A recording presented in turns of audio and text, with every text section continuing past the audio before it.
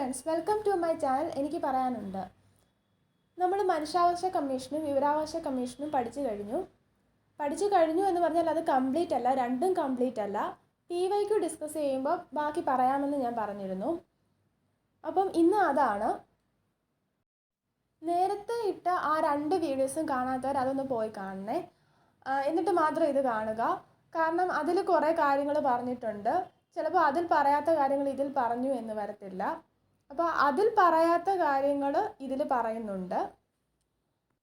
Most important topics ആണ് ഇത് രണ്ടും. അപ്പോൾ നമുക്ക് ആദ്യം മനുഷ്യാവകാശ കമ്മീഷൻ്റെ PYQs നോക്കാം. എനിക്കിത് മൊത്തം PYQs ഇതിൽ ഉൾപ്പെടുത്താനായിട്ട് സാധിച്ചില്ല. അടുത്ത വീഡിയോയിൽ വേറൊരു പാർട്ടായിട്ട് ഞാൻ ബാക്കിയുള്ള PYQs ഇടാം. ഇന്നാണെങ്കിൽ കുറച്ച് മാത്രമേ എനിക്ക് ഉൾപ്പെടുത്താനായിട്ട് സാധിച്ചുള്ളൂ. വിവരാവകാശ കമ്മീഷനിലെ 3 ചോദ്യങ്ങൾ മാത്രമേ ഞാൻ ഇട്ടിട്ടുള്ളൂ. ബാക്കി മനുഷ്യാവകാശ കമ്മീഷനാണ് ഇട്ടിരിക്കുന്നത്. അപ്പോൾ നമുക്ക് മനുഷ്യാവകാശ കമ്മീഷൻ ആദ്യം നോക്കാം. ഫസ്റ്റ് ക്വസ്റ്റ്യൻ, 1993 ദേശീയ മനുഷ്യാവകാശ നിയമപ്രകാരം ദേശീയ മനുഷ്യാവകാശ കമ്മീഷൻ അധ്യക്ഷ പദവി വഹിക്കുന്നത് ആരാണ്? ദേശീയ മനുഷ്യാവകാശ കമ്മീഷൻ അധ്യക്ഷ പദവി ആരാണ് വഹിക്കുന്നത്? സുപ്രീം കോടതി മുൻ ചീഫ് ജസ്റ്റിസ് ആണോ? സുപ്രീം കോടതി ജഡ്ജി ആണോ? ഏതെങ്കിലും ഹൈക്കോടതിയിലെ ചീഫ് ജസ്റ്റിസ് ആണോ? അതോ ഹൈക്കോടതി ജഡ്ജ് ആണോ എന്നാണ് ചോദിച്ചിരിക്കുന്നത്. ആരാണ്? സുപ്രീം കോടതി മുൻ ചീഫ് ജസ്റ്റിസ് ആണ്. അത് നേരത്തെ മനുഷ്യാവകാശ കമ്മീഷൻ ഭേദഗതി വരുത്തുന്നതിന് മുന്നേ ഉള്ള ക്വസ്റ്റ്യൻ ആണിത്. അതുകൊണ്ടാണ് സുപ്രീം കോടതി മുൻ ചീഫ് ജസ്റ്റിസ് എന്നുള്ള ഉത്തരം വന്നിരിക്കുന്നത്. ഇപ്പോഴാണെങ്കിൽ എങ്ങനെയാണ്? സുപ്രീം കോടതി മുൻ ചീഫ് ജസ്റ്റിസിനും അതുപോലെ ജഡ്ജിക്കും, സുപ്രീം കോടതി ജഡ്ജിക്കും റിട്ടയർഡ് ജഡ്ജിക്കും മനുഷ്യാവകാശ കമ്മീഷൻ ചെയർമാൻ ആകാനായിട്ട് സാധിക്കും. അപ്പോൾ അങ്ങനെയാക്കിയിട്ടുണ്ട് ഭേദഗതി. ഇതിൻ്റെ ആൻസർ സുപ്രീം കോടതി മുൻ ചീഫ് ജസ്റ്റിസ് എന്നുള്ളതായിരുന്നു. പക്ഷേ അന്നത്തെ ആൻസർ അനുസരിച്ച് അത് കറക്റ്റാണ്. പക്ഷേ ഇന്നത് തെറ്റാണ്. ഇന്നെന്താണ് ഇതിൻ്റെ ആൻസർ വരിക? സുപ്രീം കോടതി മുൻ ചീഫ് ജസ്റ്റിസും അതുപോലെ സുപ്രീം കോടതി മുൻ ചീഫ് ജസ്റ്റിസിന് മാത്രമല്ല ജഡ്ജിക്കും അധ്യക്ഷ പദവി വഹിക്കാനായിട്ട് സാധിക്കും.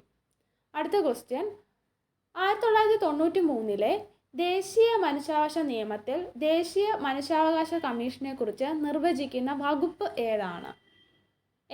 വകുപ്പ് 2(1)(c) ആണ് ഇവിടുത്തെ ആൻസർ. വകുപ്പ് 2(1)(c). ബി ആണ് ആൻസർ കേട്ടോ. ബി ഓപ്ഷൻ ആണ് ആൻസർ. വകുപ്പ് 2(1)(c) ആണ്. ദേശീയ മനുഷ്യാവകാശ കമ്മീഷൻ വാർഷിക പ്രത്യേക റിപ്പോർട്ടുകൾ ആർക്കാണ് സമർപ്പിക്കുന്നത്? വാർഷിക റിപ്പോർട്ടും അതുപോലെ പ്രത്യേക റിപ്പോർട്ടുകളും ആർക്കാണ് സമർപ്പിക്കുന്നത് എന്നാണ് ചോദിച്ചിരിക്കുന്നത്. ആരാണ് ദേശീയ മനുഷ്യാവകാശ കമ്മീഷൻ റിപ്പോർട്ട് സമർപ്പിക്കുന്നത്? ആർക്കാണ്? ഓപ്ഷൻ സി ആണ് ആൻസർ. കേന്ദ്ര സംസ്ഥാന സർക്കാരുകൾക്കാണ്, രാഷ്ട്രപതിക്കല്ല. സി ആണ് ആൻസർ. കേന്ദ്ര സംസ്ഥാന സർക്കാരുകൾക്കാണ്. ദേശീയ മനുഷ്യാവകാശ കമ്മീഷൻ അംഗങ്ങളെ നിയമിക്കുന്ന പ്രക്രിയയിൽ ആകുന്നവർ ആരൊക്കെയാണ്? ഈ പ്രക്രിയയിൽ പങ്കെടുക്കുന്നവർ ആരൊക്കെയാണ് എന്നാണ് ചോദിച്ചിരിക്കുന്നത്.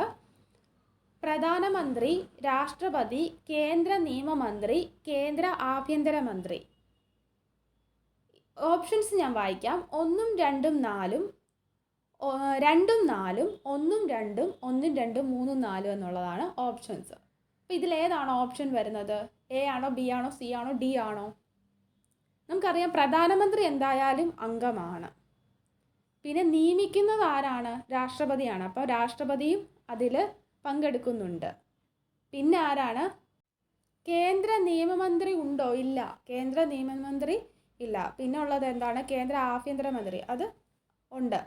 അപ്പം ആരൊക്കെയാണ്? പ്രധാനമന്ത്രി, രാഷ്ട്രപതി, കേന്ദ്ര ആഭ്യന്തരമന്ത്രി എന്നുള്ളതാണ് ആൻസർ. 1, 2, 4 എന്നുള്ളത് എ ഓപ്ഷനാണ് ഇവിടെ ആൻസർ.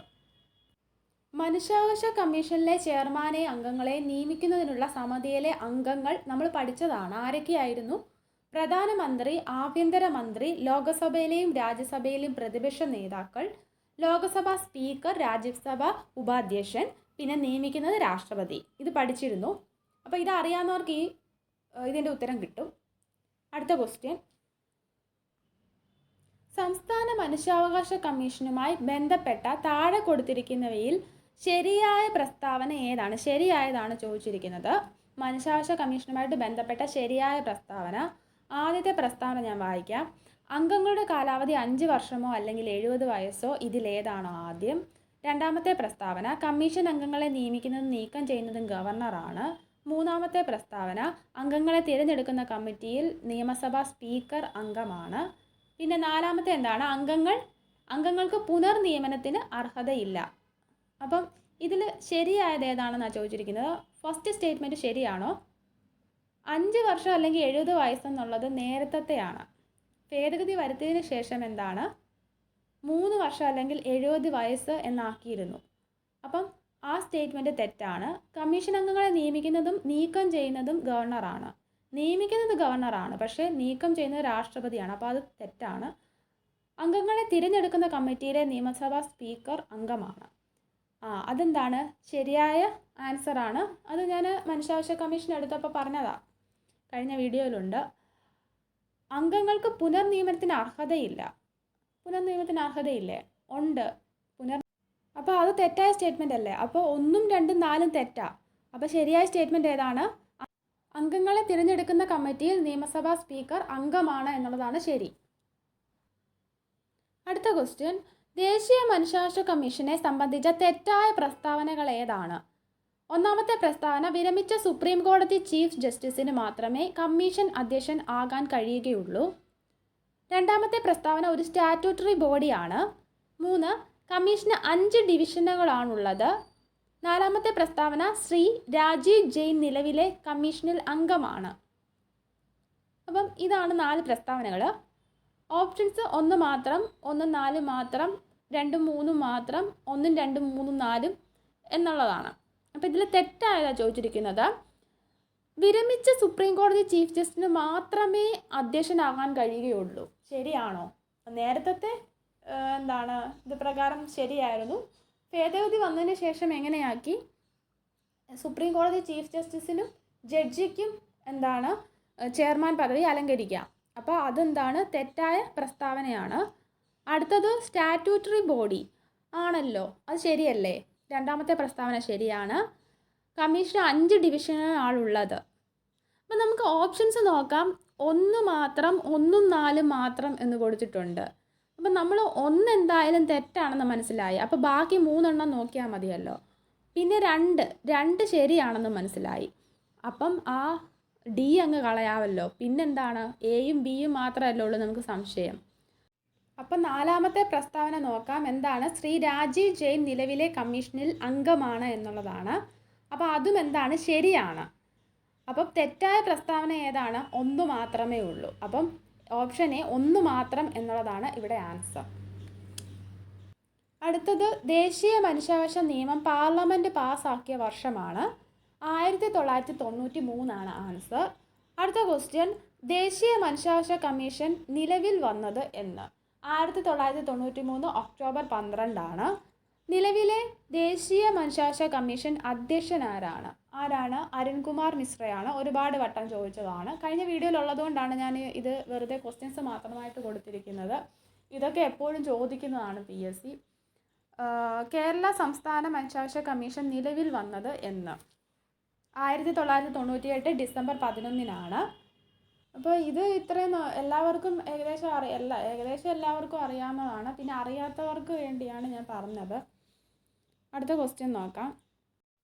കേരള സംസ്ഥാന മനുഷ്യാവകാശ കമ്മീഷൻ്റെ പ്രഥമ അധ്യക്ഷൻ? കേരള സംസ്ഥാന മനുഷ്യാവകാശ കമ്മീഷൻ്റെയാണ് ചോദിച്ചിരിക്കുന്നത്. ജസ്റ്റിസ് MM പരീത് പിള്ളയാണ്. ദേശീയ മനുഷ്യാവകാശ കമ്മീഷൻ്റെ പ്രഥമ അധ്യക്ഷൻ ആരാണ്? ജസ്റ്റിസ് രംഗനാഥ് മിശ്രയാണ്. ചുവടെ കൊടുത്തിട്ടുള്ളവരിൽ 2022 സംസ്ഥാന മനുഷ്യാവകാശ കമ്മീഷൻ അധ്യക്ഷൻ ആരാണ്? ആൻ്റണി ഡൊമിനിക് ആണോ? T Mohandas, VK Beena, YV Chandrachud? ഇതിലാരാണ്? 2022 ചോദിച്ചിരിക്കുന്നത്. ആൻ്റണി ഡൊമിനിക് ആണ്. അന്ന് ചോദിച്ച ക്വസ്റ്റ്യനാണ്. അന്ന് ഇദ്ദേഹം വിരമിക്കാറായിരുന്നു. അന്ന് ചോദിച്ചതാണ് ആൻ്റണി ഡൊമിനിക്. ഇപ്പോഴാരാണ്? S മണികുമാറാണ്. ഇപ്പോഴത്തെ അധ്യക്ഷൻ, സംസ്ഥാന മനുഷ്യാവകാശ കമ്മീഷൻ അധ്യക്ഷൻ ആരാണ്? S മണികുമാറാണ്. അടുത്തത് വിവരാവകാശ കമ്മീഷൻ PYQ നോക്കാം. ഫസ്റ്റ് ക്വസ്റ്റ്യൻ, പ്രസ്താവന എ, നിയമസഭാ സ്പീക്കറുടെ കയ്യിൽ ഉള്ള ഒരു രേഖയും വിവരാവകാശ നിയമപ്രകാരം നൽകേണ്ടതില്ല. വിവരാവകാശ നിയമപ്രകാരം നിയമസഭാ സ്പീക്കറുടെ കയ്യിലുള്ള ഒരു രേഖയും നൽകേണ്ടതില്ല എന്നുള്ളതാണ് ആദ്യത്തെ പ്രസ്താവന. പ്രസ്താവന ആർ, പാർലമെൻറ്റിൻ്റെയോ സംസ്ഥാന നിയമസഭയുടെ പ്രത്യേക അവകാശങ്ങളുടെ ലംഘനത്തിന് കാരണമായേക്കാവുന്ന വിവരങ്ങൾ പൗരന് വെളിപ്പെടുത്തുന്നതിൽ നിന്നും ഒഴിവാക്കപ്പെട്ടിരിക്കുന്നു. അങ്ങനെ രണ്ട് പ്രസ്താവനകളാണ് തന്നിരിക്കുന്നത്. അപ്പോൾ ഈ രണ്ട് ഓപ്ഷൻസ് ഉണ്ട്, അത് നോക്കുക. അപ്പോൾ ഇങ്ങനെ വേണമെങ്കിൽ ചോദ്യങ്ങൾ ചോദിക്കാം. അപ്പം നമുക്കറിയാം ഫസ്റ്റ് സ്റ്റേറ്റ്മെൻറ്റ് എന്താണ്, തെറ്റാണ്. കാരണം നിയമസഭാ സ്പീക്കറുടെ കയ്യിലുള്ള ഒരു രേഖയും വിവരാവകാശ നിയമപ്രകാരം നൽകേണ്ടില്ല, അങ്ങനെ ഉണ്ടോ? അല്ല, അത് തെറ്റാണ്.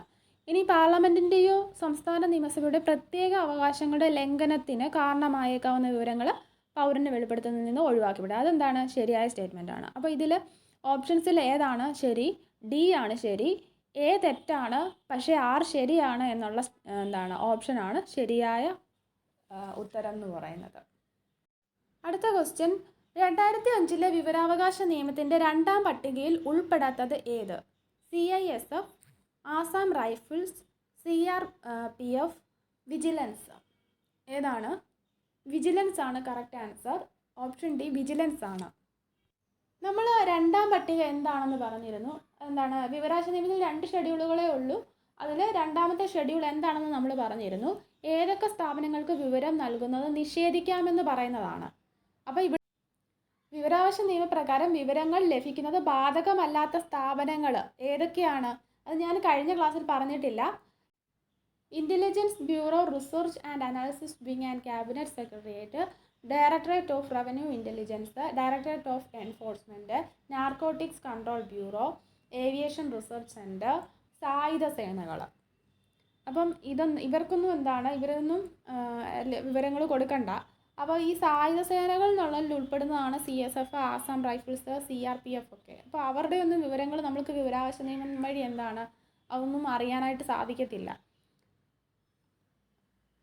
വിവരാവകാശ നിയമപ്രകാരം സാധാരണയായുള്ള വിവരാവകാശ അപേക്ഷയ്ക്ക് മേൽ മറുപടി നൽകുന്നതിനുള്ള പരമാവധി സമയം എത്രയാണ്?